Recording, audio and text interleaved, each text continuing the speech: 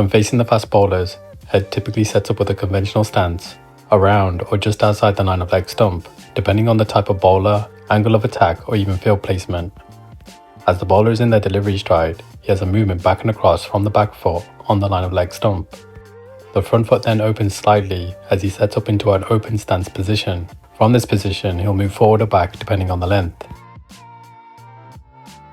Head has various ways in which he plays the off drive. This depends on the match situation and whether he's looking to be ultra aggressive or play in a more content manner. In this first example, after the initial trigger and as the ball is released, Head has a small front foot press onto leg stump, with the weight being on the balls of his front foot. As he spots the line and length, he begins to retract the back knee, and at the point of contact, the back knee goes back as the back comes down. The front foot steps slightly across, pointing towards the offside. He has an excellent bend of the knees, which gives him a solid base position. From here, his excellent hand-eye coordination takes over as he drives the ball on the up, opening the bat face slightly as he guides the ball through the offside. As he moves into the drive, the knees continue to bend, which allows for the momentum to move into the shot, with the hip opening up more. The head, body and bat are pointing in the general direction he wants to hit the ball. Head is crouched and in position waiting for the ball.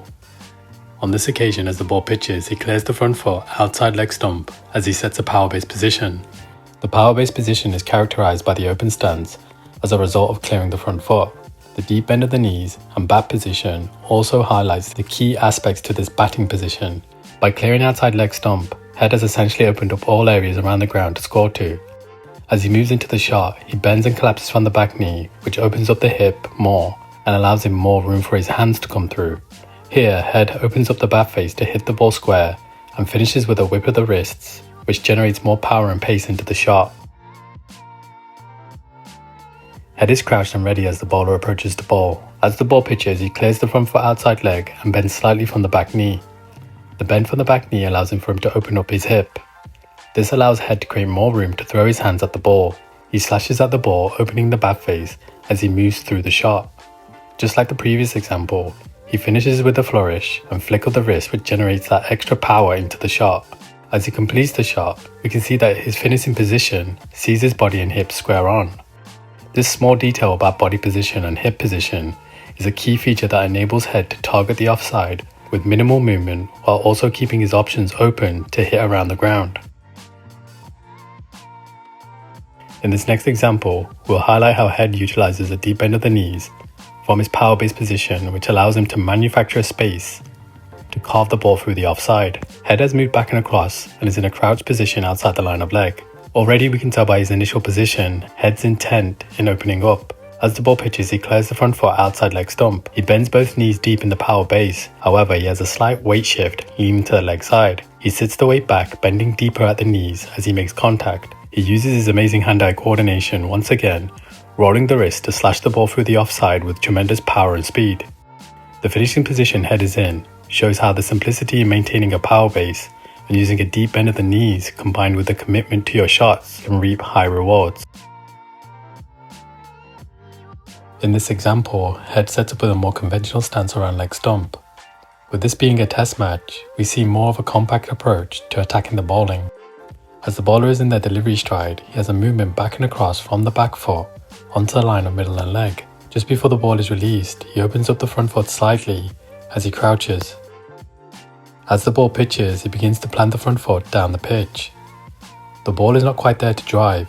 However, Head displays his brilliant hand-eye coordination to drive straight on the up. As he moves into the shot, the back leg straightens, which clears the space for the downswing of the bat to come through straight. At the point of contact, he meets the ball right under his eyes. To keep the ball going straight, the bat moves across the body with the bat face keeping straight. Once again, this shows the difficulty in bowling to Head, as his feet and body were not quite to the pitch, but his hands were able to take over for him to drive. Head takes a more aggressive and proactive approach in this next example. He's in position crouched just before the ball is released. As the ball pitches, he clears the front foot outside leg as he sets a power base. Head opens up the hip and slightly shuffles to leg, and he makes contact with the hands coming through, powerfully smashing the ball down the ground. This is just another example of Head's fantastic hand-eye coordination, and also highlights his ability to create enough room to allow his hands to take over. Head is in a crouched position, having moved back and across, waiting for the ball. As the ball pitches, he has a small step from the front foot outside leg. From here, he bends and slightly collapses the back knee, allowing for the rotation of the hip. As we know from my previous videos, the opening of the hip allows for a clear path for the bat swing to come through.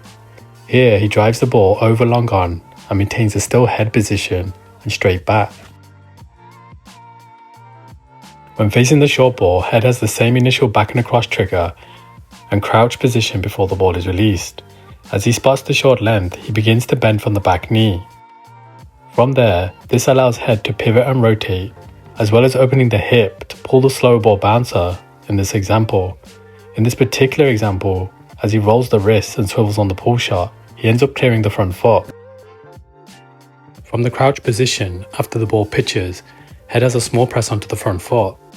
As he sees the length, however, just like the previous example, he bends the back knee deeper.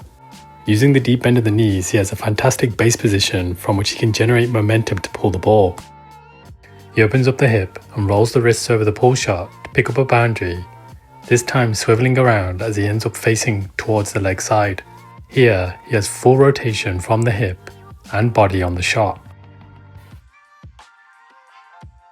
In this next example, head uses premeditation to open up his stance and target the leg side. He reads the field placement and decides to attack the bowler. The ball is just about to pitch short, and head begins to move the front foot. He clears the front foot outside leg as he sets a power base position. The power base is highlighted by the deep bend of the knees and high position of the bat. Keeping the bat high, he bends and slightly collapses from the back knee, which opens up his hip position. This allows him to get full rotation and get momentum on the pull. The use of the back knee is crucial to how head is able to execute power into the shot. This final example will re-emphasize the key points of how Travis Head pulls the fast bowlers. As the ball is released and just before he pitches, he has a small front foot press. He spots the short ball and bends the back knee deeper and has the bat in a high position ready to pull. He uses the bend from the back knee to turn and rotate, opening up the hip. Using the momentum from the stance and hip rotation, he pulls down on the ball with complete control. Just before the ball is released, head has a movement back and across around middle and leg. He has a small front foot press on leg stump just before the ball pitches. The back knee also begins to bend further. As he spots the line, angling back in, he holds his base position while continuing to bend the back knee. He leans the upper body back and stands tall, staying inside the line of the ball. From here, his fantastic hand-eye takes over as he firstly opens the bat face to get the ball square and then flicks his wrists on the shot to generate pace on the ball. This shot highlights the importance of staying still at the crease and watching the ball closely. Head did not have any major movements other than swaying slightly and using his body position to create room for the arms and hands to come through.